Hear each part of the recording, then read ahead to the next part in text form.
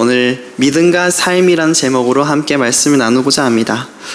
저에게는 가장 친한 친구 8명이 있습니다. 하나님 제게 베스트 프렌드를 허락해 주세요 라고 고등학교 때부터 기도를 했거든요. 그런데 하나님께서 제게 하신 말씀은 나면 족하지 않니? 라는 말씀을 하셨습니다. 아니, 하나님은 하나님이고요, 제게 친구를 주세요. 저도 친구랑 같이 좀 시간을 보내고 싶어요. 나면 족하지 않니? 그러긴 한데요, 그래도 친구 주세요. 안 주시더라고요. 고등학교 생활 교회에서 거의 보냈어요. 친구가 없이 형 누나들이랑 지냈어요. 그냥 이렇게 하시려나 보다. 그냥 포기했어요. 포기하고 이제 대학교를 갔는데 그때 주시더라고요.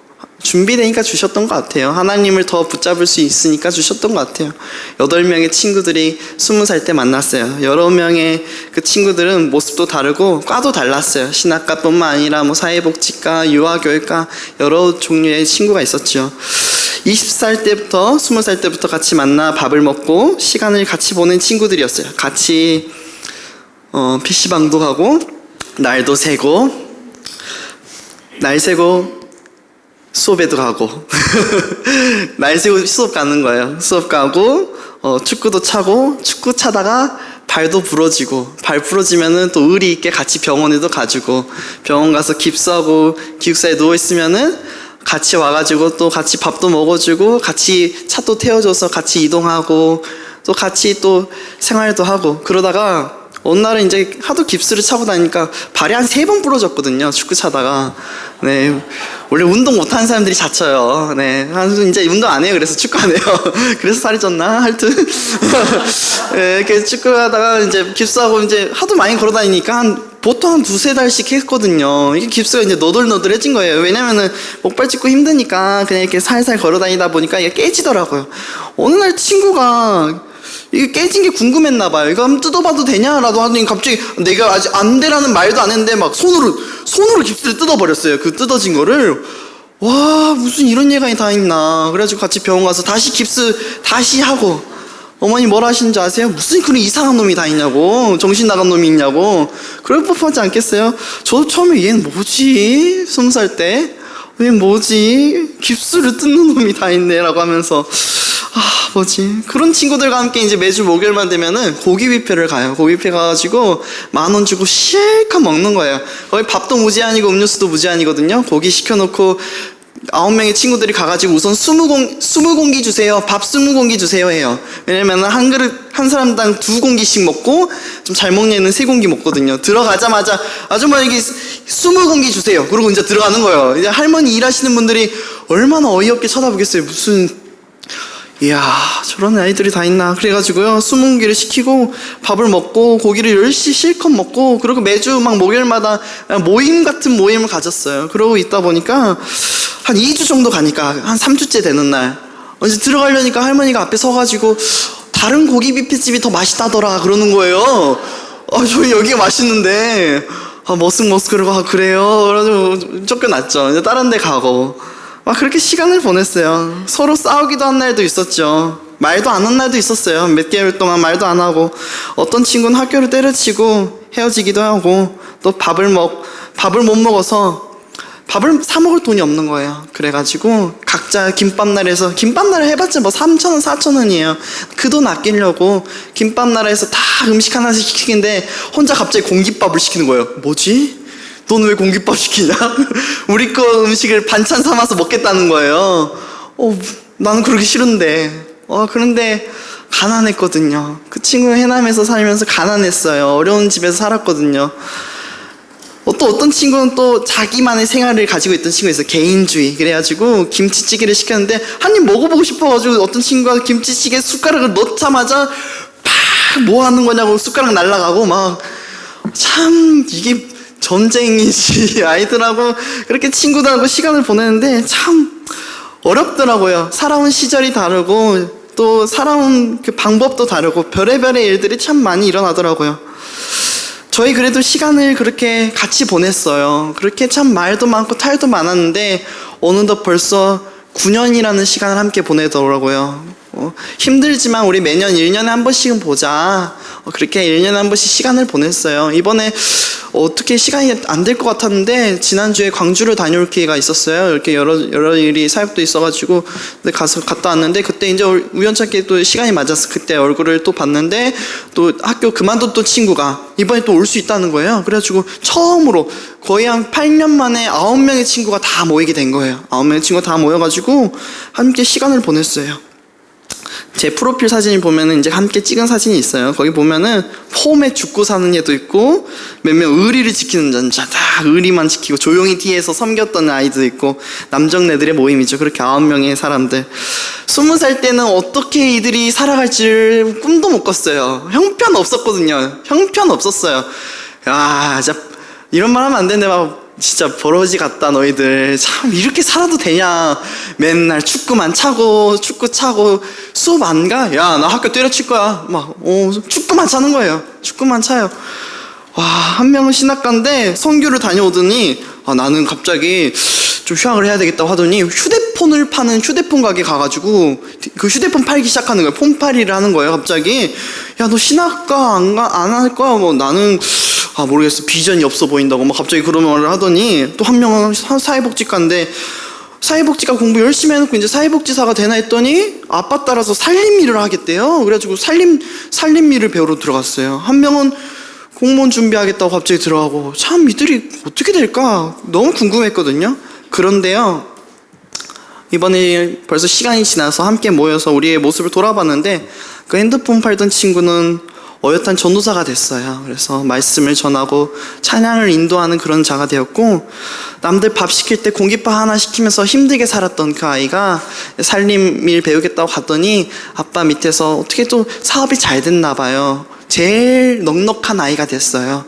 제일 넉넉한 아이가 돼서 우리 모임 가운데 막 돈을 또 한번 밥도 사기도 하고 그리고 김치찌개 먹을 때 밥숟가락 날리던 개인주의의 나이 그 아이가 공무원 준비하겠다 갔더니 공무원 됐어요. 공무원 돼가지고 제가 광주 내려가면은 휴가 내고 와요. 휴가 내고 와가지고 섬겨요. 막 차량 운행을 해줘요. 막 와가지고 어디냐 내가 몇 시까지 데리러 갈게. 그리고 자는 숙소도 마련해주고 올라가는 그날까지 함께 해줘요.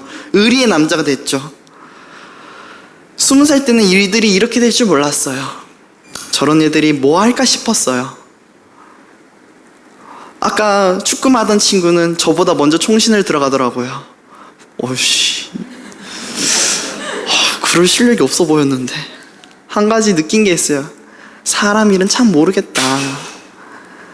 여러분 사람의 생각대로 계획대로 다 된다고 말하는 사람이 있다면은 그분은 어떻게 생각하겠습니까? 그 말이 믿어지나요? 믿어지지가 않아요. 특히 저는 믿어지지가 않아요. 그런 일이 가능할까요? 가능하지 않아요. 어떻게 사람이 생각한 대로 계획한 대로 다 됩니까? 우리 다 잘 살고 싶잖아요. 좋은 삶을 바라보고 편안함을 추구하잖아요. 그런데 하나님 은혜 안에 믿음대로 살기를 바라지만 그 가운데 또 고난은 또 오지 않기를 원하잖아요. 간절히 소망하잖아요. 행복만 있었으면 좋겠잖아요. 근데 그게 우리의 생각대로 됩니까? 안 되잖아요. 그게 우리의 늘 고민거리 아닙니까? 나는 하나님 뜻대로 살려고 노력했고 우리가 죄를 지어봤자 얼마나 죄를 지었겠어요. 지나간 사람 갑자기 뭐 때린 적이 있으십니까 여러분? 그런 일 없잖아요. 그냥 기껏 해봤자 좀 어쩔 수 없이 거짓말 한번 하고 좀 너무 시기질투가 나서 좀 에이 시기질투 한번 하고 욕 한번 하고 뒤에서 그렇잖아요. 그 정도 한 건데 우리가 하나님 앞에 얼마나 잘못 살면 또 잘못 살았겠습니까? 그런데 우리의 삶은 왜 이렇게 흔들거리는 불안정한 삶을 사는지, 믿음대로 살아가려는 우리를 향해 하나님은 왜 이렇게 흔들리는 삶을 허락하시는지, 그냥 하나님 믿으면서 편안하게 안정된 삶을 살면 안 되는지, 도대체 왜? 어떤 사람은 다윗처럼 살고 어떤 사람은 사울처럼 살고 어떤 사람은 하나님 믿음대로 살아가는데 어떤 사람은 멋있고 능력 있게 살아가요. 근데 그 자는 하나님 안 믿어요. 우리는 하나님을 믿지만 사울처럼 살아가지도 못하고 다윗처럼 살아가지도 못하고, 가장 우리가 원하는 것은 어떤 삶이에요? 다윗처럼 하나님 앞에 붙들림 바 돼 있지만 사울처럼 능력 있게 사는 것, 그게 우리의 바람 아닌가요? 그런데 그런 삶을 하나님 허락해 주십니까? 허락 안 해주세요. 답답하죠. 그런 기도하면 하나님 어떻게 응답하십니까? 응답을 안 하세요. 그냥 조용히 있으세요. 뭐지 싶어요. 쉽게 허락해 주지 않으세요. 허락해 주신 분이 있어요.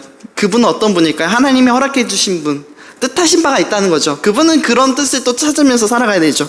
그런데 대부분의 삶은 그렇게 허락하지 않으십니다. 오늘 본문을 살펴보겠습니다. 오늘 본문을 살펴보게 되면은 하나님의 심판이 임하는 그 장면이 임합니다. 이것은 이제 에스겔의 환상으로 보여주신 건데요. 그 심판을 받을 사람들, 심판을 하는 사람이 나오고요, 심판받는 사람이 나오고요, 이스라엘 백성들을 이렇게 보여주는데, 이 심판하는 사람들이 이스라엘 백성들을 이제 심판하기 위해서 갑니다. 성경 말씀에 보면은 이스라엘 사람들을 남녀노소 가리지 않고 무참하게 자비 없이 죽여라라고 하나님께서 말씀하십니다. 그런데요, 그 일을 벌이기 전에 하나님께서 자비를 베푸시는 모습이 나옵니다. 4절의 말씀입니다. 함께 읽어보겠습니다. 4절 말씀입니다. 시작. 여호와께서 이르시되 너는 예루살렘의 성읍 중에 순행하여 그 가운데서 행하는 모든 가증한 일로 말미암아 탄식하며 우는 자의 이마에 표를 그리라 하시고. 어떤 자에게는 하나님이 자비를 베푸시는 모습이 나옵니까? 어떤 자에게? 이러한 모든 가증한 일로 말미암아 탄식하며 우는 자에게 이마에 표를 그렸던 그 자에게는 자비를 베푸십니다. 그리고 심판을 면하게 하십니다. 이스라엘에는 총체적 타락이 일어나고 있었습니다.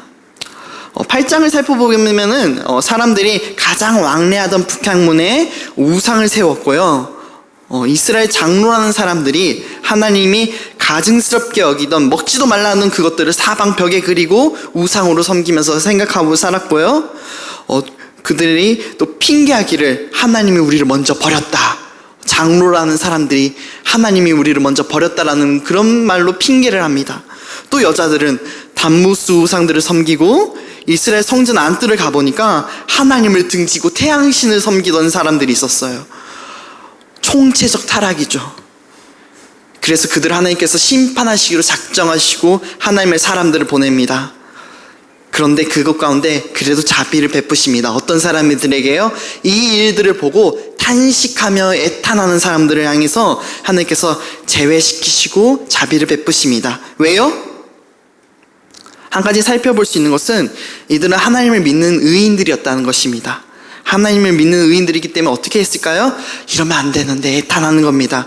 저렇게 살면 안 되는데, 하나님께서 원치 않으실 텐데, 가증한 일로 말미암아 탄식하며 우는 것이죠. 대신 슬퍼하는 것이죠. 하나님, 저렇게 살면 안 되는데요, 정신 차려야 되는데요. 우는 자들입니다. 하나님 앞에 애통하는 자들입니다. 하나님께서 그들을 어떻게 하십니까? 그래서요, 자비를 베푸시고 구원을 주십니다. 오늘 그러면은 9장의 사건을 보면은 총 4분류의 인물들로 나눠집니다. 첫 번째는요, 하나님의 명령을 순종받아서 그 이스라엘 백성들을 치러 가는 사람들. 두 번째는요, 하나님의 자비로 구원함을 받은 자들. 세 번째는요, 가증한 일을 행하여서 이스라엘 백성들이 무참하게 죽게 되는 그 분류. 네 번째는요, 다 나온 거 아닌가요? 이를 지켜보는 하나님의 말씀을 듣는 에스겔 선지자. 이 네 분류의 사람들이 나옵니다. 여러분은요, 그럼 어떤 사람들이 되고 싶습니까? 첫 번째요? 첫 번째는 아마 우리 역할이 아닐 거예요. 왜냐면은 하나님의 심판의 역할은 천사들을 보내기 때문이죠. 첫 번째 분류는 아닐 거예요. 그럼 두 번째 분류는요? 두 번째 분류가 그나마 좀 괜찮겠죠? 세 번째는요? 심판받기 원치 않죠. 누가 심판받기를 원해요? 네 번째는요? 선지자. 택함 받아야 되는데 택함 받으면서 살아가고 싶으십니까? 우리는 어떤 삶을 살아가고 싶으십니까? 그러면은 그 작정한 대로 그렇게 살아갈 수 있으십니까? 여러분은 어떤 삶을 살아가고 싶으십니까? 우리 주변에는 수많은 사람들이 있습니다. 제 친구만 해도 성격과 성품과 삶의 모습이 다 달랐습니다. 하물며 우리 이 세상 수많은 사람들이 어떻게 다 똑같겠습니까? 그런데 이 수많은 사람들이 한 가지 기준으로 나눠집니다. 무엇인지 아십니까? 예수 그리스도를 믿는 자와 믿지 않는 자들, 하나님을 믿는 자와 믿지 않는 자들로 나눠집니다. 여러분은 어떤 사람들입니까? 하나님 믿는 사람이죠. 여기 앉아있는 사람은 적어도 예수 그리스도를 주라 시인하는 사람들이죠. 그러면요, 저희는 다 끝난 걸까요? 하나님 믿기 때문에, 구원받았기 때문에. 우리 두 분류 되고 싶다 했잖아요. 하나님의 심판 가운데 구원함을 받는 자가 되고 싶다고 했잖아요. 됐잖아요, 예수님 믿으면은. 그럼 우리의 믿음의 삶은 끝나는 걸까요? 여러분, 게임을 하다 보면 이런 경우가 있습니다. 저도 그렇게 게임을 많이 하진 않는데요. 어떤 경험이 있었냐면요, 엄청 어려운 그 보스, 왕이 있었어요. 그 왕을 열심히 해서 무찔러야 돼요. 근데 무찔리기가 쉽지 않아요. 막 여러 번 해야 돼요. 막 인터넷에서 팁을 구하고 막 여러 번을 해서 이제 그 왕을 무찌르게 됐어요. 이제 좀만 더 됐어, 이제 게임 끝났다 하고 있는데 게임이 끝난 게 아니에요. 이게 엔딩이 샤 올라야 되는데 엔딩이 안 오고 방향키로 움직이면은 캐릭터가 움직여요. 이게 무슨 말인지 아세요? 계속 진행하라는 소리예요. 이런 게임 안 해보셨어요? 저만 그래요. 저만 게임했어요. 밤새 PC방 하면서. 네. 저만 했어요. 끝나지가 않는 거예요. 끝난 줄 알았는데 끝난 게 아닌 거예요. 여러분, 하나님 믿고 예수님 믿고 구원받았으면은 끝나는 거 아닌가요? 하나님과 앞에 바로 붙들림 받아 올라가야 되잖아요. 우리 지금 천국 갔잖아요. 성경의 표현대로 어떻게 말하는지 아세요? 예수 그리스도와 함께 우리는 천국에 올라간 자라. 하나님과 함께 올라갔다, 갔다, 이미 완성됐어요. 하나님 믿고 나아가는 그 자들에게는 천국을 하나님께서 허락해 주셨어요. 우린 그건 믿기만 하면 돼요. 근데 믿고 계시잖아요. 끝난 거 아니에요. 그러면 천국 갔잖아요. 구원 받았잖아요. 심판 가운데서 구원함을 받았잖아요. 자비를 받았잖아요. 그러면 우리 믿음의 삶, 구원 받았는데 근데 끝이 안 나요. 삶은 어려워지고 믿음은 흔들리는 것 같고, 우리의 끝은 어딜까요? 어딜 향해 가야 될까요? 하나님께서 부르시는 그때가 끝이겠죠? 우리의 목숨이 다하는 그날, 또는 예수 그리스도께서 재림하신 그날, 어느 때가 됐든 결국 우리의 죽음이 마지막 그때인데, 여러분 혹시 지금 위태로우신 분 계십니까? 아니잖아요. 건강하잖아요. 아직 그때 아니거든요. 멀쩡하거든요. 그러면은 아직 우리 가운데 하나님께서 맡기시고 하고자 하는 일이 남은 거예요. 게임이 끝난 게 아닌 거예요. 그러면 어떤 게임을 하나님께서는 이어가기를 원하실까요? 우리 믿음은 왜 필요한 거예요, 그러면은? 단순히 구원받기 위해서만 필요한 걸까요? 뭔가 하나님 믿기만 하면 구원을 받으면 끝나는 게 우리의 사명이고 인생이라면은 지금 끝나야 되는데 끝나지 않는다는 거예요. 그러면 우리의 인생의 목표와 종점은 결국 하나님을 믿는 것에 있다는 걸까요? 아니요, 그 이상의 게 있다는 거예요. 하나님만 믿고 구원받는 게 끝이 아니라 그 이상을 우리가 봐야 된다는 거죠. 그 이상으로 가야 할 필요가 있다는 겁니다. 하나님께서 우리를 부르시고 만드시고 이 세상에 보내신 이유는 그저 하나님만 믿고 구원받아라라는 것이 아니라 만드시고 보내시고 우리 가운데 이 땅 가운데 부르신 곳을 찾아가게 하는 그 이유가 있다는 거죠. 사명이 있다는 겁니다. 각기 사명을 주셨습니다. 그것은 바로 세상 가운데 빛과 소금이 되어라. 세상의 어둠을 밝히고 소금이 녹아 맛을 잃어버린 그곳에, 빛이 잃어버린 곳에 빛을 밝히고 맛을 되찾아라는 것을 우리 가운데 사명으로 주셨어요. 우리 하나님께서 창조 목적으로 지었지만 변질되어 버린 그곳을 너희가 회복해라 라고 하나님께서 우리 가운데 사명을 주시고 부르셨어요. 그러면요, 여러분 그 사명대로 살아가고 있습니까? 아까 본문에 나타난 네 분류의 사람들을 우리는 보았습니다. 어떤 사람이 되고 싶다고 하셨습니까? 두 번째 분류의 사람이 되고 싶다고 보통 생각하셨을 것입니다. 하나님께 심판받을 그때에 구원받는 자들이 되고 싶었을 것입니다. 그런데 우리는 이미 구원받은 자거든요. 물론 우리 삶 가운데 하나님 놓치지 않으려고 애쓰는 자들이기도 하고요. 그러면 우리 두 번째 분류의 사람인데, 세상에 하나님 믿지 않는 사람들을 향해 애통하면서 그러면 안 되는데 라고 우리 지금 그렇게 살아가고 있잖아요. 그러면 안 되는데, 대통령이 이렇게 하면 안 되는데, 또 우리의 민족이, 우리의 가족이 이러면 안 되는데, 친구들이 이러면 안 되는데 애통하면서 살고 있는데, 그럼 다 끝난 것 같은데 끝난 게 아니라는 거죠. 우리 가운데 예수 그리스도를 믿고 하나님 믿으며 성령의 행하심을 믿지 않고 가증한 일을 행하는 저자들을 위해 기도하고 애통할 수 있는 은혜의 삶이 우리 가운데 주어졌다는 것은 참 감사하고 은혜이고 참 복인데, 여기서 머물러서는 안 된다는 겁니다. 이게 끝이 아닙니다. 우리의 끝은 어디입니까? 우리가 바라봐야 될 것은 어디일까요? 잠깐 성경을 이렇게 딱 잡고 우리 베드로후서 말씀 한번 볼까요? 베드로후서 2장 5절에서 8절 말씀 함께 보겠습니다. 우리 잠깐 에스겔은 손으로 잡고 있고 베드로후서 2장 5절에서 8절의 말씀, 우리 별로 안 되니까 한 목소리로 함께 읽을까요?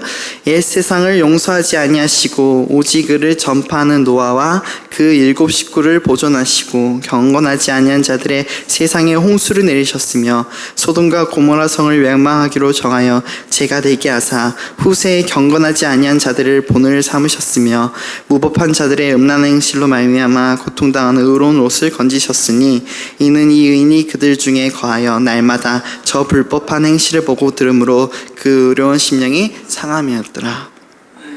베드로후서를 보면은 사도 베드로가 노아 롯의 얘기를 가지고 와서 이야기를 합니다. 장차 있을 심판에 대해서 이야기를 합니다. 그 가운데 롯의 이야기를 하는데요, 7절 말씀을 보면 이런 말씀이 나옵니다. 무법한 자들의 음란한 행실로 말미암아 고통당하는 롯을 건지셨으니. 이 말씀을 보고 어떤 말씀이 혹시 생각나십니까? 바로 오늘 읽은 말씀, 4절 말씀 제가 읽어드릴게요. 여호와께서 이르시되 너는 예루살렘 성읍 중에 순행하여 그 가운데 행하는 모든 가증한 일로 말미암아 탄식하며 우는 자의 이마에 표를 그리라. 자, 비교해드릴게요. 가증한 일을 행하는 이스라엘을 향해 탄식하며 우는 자를 구원하여라. 오늘 베드로후서 무법한 자들의 음란한 행실로 말미암아 고통당하는 의로운 롯을 구해라. 두 롯과 그리고 아까 탄식하던 자들 모두 다 악한 시대 속에서 살았고요. 그리고 탄식하는 마음을 가지고 살았어요. 롯은 사도 베드로가 말하기를 어떤 사람이라 말하냐면은 그는 의로운 사람이라. 소돔과 고모라 성에 있었지만은 그는 그래도 하나님을 따르던 자였다. 믿었던 자였다. 그들의 불법한 행실을 보면서 애통하면서 의로운 심령이 상하기까지 있었던 자였다라고 얘기를 합니다. 두 번째 사람처럼 살아가고 싶다고 여러분 말씀하셨습니까? 생각했습니까? 결국 롯처럼 살기를 원하는 것밖에 되지 않습니다. 하나님을 믿는 자였고 가증한 일을 행하는 자였고 애통하기는 하였지만 롯은 어떤 자였습니까? 심판당할 때에 아브라함이 와서 겨우 구원해줘서 살았던 자였습니다. 하나님이 건지셔야 구원받을 수 있었던 자, 나만 겨우 살기 바빴던 자, 롯. 의인이었어요. 살긴 살았어요. 그런데 나만 겨우 살기 바빴던 자. 이 롯을 이야기하기 전에 앞에 나오는 노아는요, 노아를 소개할 때 이런 수식어가 붙습니다. 오직 의를 전파하는 노아. 100년 동안 배를 만들 때 그는 배만 만든 게 아니었어요. 의를 전파했습니다. 하나님의 심판이 올 겁니다. 심판의 때를 준비합시다. 100년 동안 배를 지으면서 의를 전파하면서 사람들에게 심판을 준비하라고 말하던 자였습니다. 베드로는 이 두 인물을 하나님의 심판을 설명합니다. 노아와 룻. 여러분은 어떤 사람이 되고 싶습니까? 노아와 룻이라면요, 노아가 되고 싶길 원하길 소망합니다. 노아가 됩시다. 사랑하는 성도 여러분, 우리는 노아처럼 살아갑시다. 겨우 내 믿음만 겨우 붙잡고 나 혼자 살기 바쁜 사람이 아니라 하나님 빛과 소금 되어서 내 사랑하는 자들을 구원하고 복음을 전파하며 의를 전파하기 힘썼던 의인이었던 하나님의 사람이 되길 소망합시다. 롯도 그렇게 처절하게 믿음을 가지고 살아가고 있었어요. 처절했어요. 그런데 믿음대로 살아갔는데 삶 가운데 능력은 나타나지 않고 이리 치이고 저리 치고. 그도 그렇게 살고 싶었을까요? 아니요, 그렇게 살고 싶지 않았어요. 그도 그렇게 살고 싶지 않았을 겁니다. 여러분도 그렇게 살고 싶지 않잖아요. 언제 우리가 그렇게 살고 싶었습니까? 믿음대로 살아갔을 뿐인데 원치 않는 일들이 일어났을 뿐이잖아요. 어려움이 찾아왔잖아요. 우리도 빛과 소금처럼 살아가기를 원하죠. 근데 어떻게 우리가 이렇게 살아가고 싶은데 그렇게 됩니까? 쉽지 않잖아요. 빌빌거리면서 한 믿음대로 살아가는 게 쉽지 않잖아요. 그러면은 도대체 어떤 사람은 노아처럼 되고 어떤 사람은 롯처럼 되고 그 기준이 뭐예요? 어떻게 해야 되는 거죠? 바로 하나님 앞에 시선을 두는 자만이 그렇게 살아갈 수 있습니다. 룻은요, 세상 가운데 속해서 세상을 바라보면서 애통하면서 살았고요. 노아는요, 악한 시대 가운데 살았지만은 하나님을 바라봤어요. 아브라함은요, 소돔과 고모라 성이 팽배할 때에 에덴 동산과 같았던 그 룻이 아브라함과 붙게 되거든요. 비좁은 땅에서 룻과 목자들이 싸울 때에 우리가 땅을 나눠 갖자 했을 때에 룻은 사람의 시선으로 눈을 들어서 어딜 갈까? 땅이 비좁으니까 우리가 좀 흩어지자 했을 때에 룻을 먼저 가게 아브라함이 하는데 룻은 그때에 사람의 눈을 들어서 에덴 동산에 갔었던 소돔과 고모라를 가요. 아브라함은요, 하나님을 바라보고 하나님이 약속한 그 땅 가운데 계속 머물러 있어요. 약속한 그 땅에 남아요. 다윗은요, 하나님 앞에 왕위를 기름 부음 받은 자였어요. 사울 왕이 죽이려 할 때에 죽일 기회도 많았어요. 그런데 사람의 힘으로 하지 않고 하나님을 바라보고 하나님의 때를 기다렸어요. 모두 다 하나님을 바라보고 하나님의 때를 기다렸던 사람이었어요. 하나님 앞에 시선을 고정했던 사람이었어요. 여러분, 우리가 놓쳐서는 안 될 게 있습니다. 다 악한 시대 속에 살았어요. 다 힘들고 어려웠어요. 빌빌거렸어요. 그런데요, 그들 가운데 하나님을 바라보는 게 그들에게는 힘과 능력이었습니다. 다 동일한 환경이었어요. 우리가 이렇게 핑계합니다. 저도 아브라함처럼 다윗처럼 살게 해주세요. 그러면 저도 해볼게요. 아니요, 우린 지금 동일한 선상에 있습니다. 오히려 더 힘들긴 하겠죠. 그런데요, 이 우리의 삶 가운데서도 할 수 없었던 그 일들을 우리가 다윗처럼 그런 상황을 주면 할 수 있을까요? 악한 시대였어요. 아브라함도 소돔과 고모라 성에 한창 죄를 지을 때 살았고요. 노아도 한창 악한 시대 가운데 배를 지었고요. 사울 왕이 하나님 말씀을 어기고 신접한 무당을 만나러 갈 때에 다윗은 그때에 이스라엘에서 쫓겨나기까지 도망갔던 자였어요. 다들 어려운 환경이었어요. 그런데 쉽지 않은 그 믿음의 삶을 살아나갔어요. 뭘 하면서? 하나님을 바라보면서 믿음의 시선을 하나님께 두었습니다. 여러분의 믿음의 시선은 지금 어디를 향하고 있습니까? 세상을 바라보면서 나도 저렇게 살고 싶은 대로 바라보고 나도 저런 편안함을 누리고 싶은 데를 바라보면서 살아가고 계십니까? 아니면은 하나님만 바라보고 하나님께서 하실 것을 기대하며 살아가고 계십니까? 요한계시록 1장 4절 말씀에 이런 말씀이 나옵니다. 이 예언의 말씀을 읽는 자와 듣는 자와 그 가운데 기록한 것을 지키는 자는 복이 있나니 때가 가까움이라. 말씀을 읽고 듣고 기록한 것을 지키는 싸움을 여러분은 지금 하고 계십니까? 하나님 앞에 눈을 두고 계십니까? 우리의 믿음의 눈을 하나님 앞에 둡시다. 또 들어야 됩니다. 하나님의 말씀 들어야 됩니다. 그리고 지켜나가는 싸움을 하셔야 됩니다. 그렇게 해서 우리의 믿음의 시선을 하나님께 두어야 됩니다. 때가 가까이 오고 있습니다. 여러분, 빛과 소금을 을을 전파하며 하나님을 전하며 쉽지 않지만 나만 겨우 구원받는 그런 모습이 아니라 다른 연약한 소외받는 사람을 돕고 손 내밀 수 있는 하나님의 능력 있는 의인이 됩시다.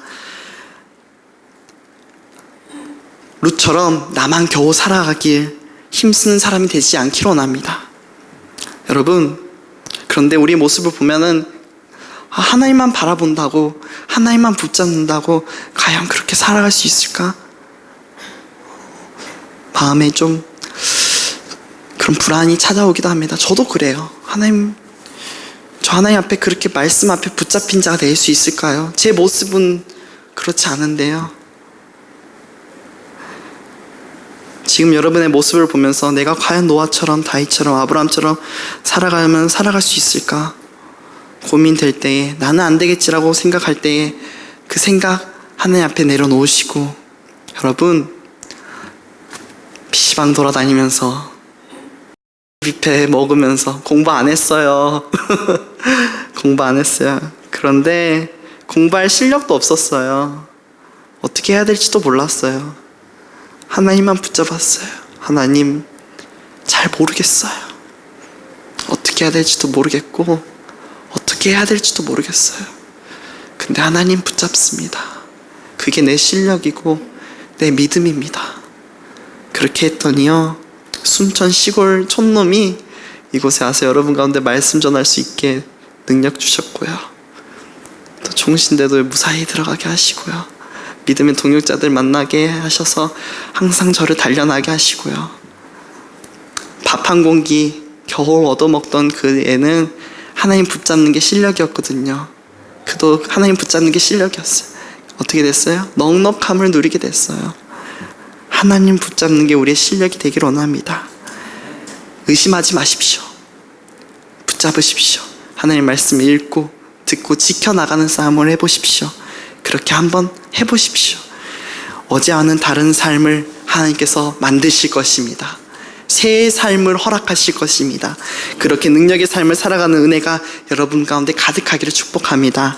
하나님께서 붙드시면은 우린 할 수 있습니다. 하나님을 붙잡고 살아가는 게 내 믿음의 실력이요 능력이요 힘의 길 간절히 소망합니다. 믿음으로 이러한 고백을 하며 나아가는 우리의 삶 가운데 늘 함께 하시며 동행하시기를 간절히 소망하며 함께 기도하도록 하겠습니다.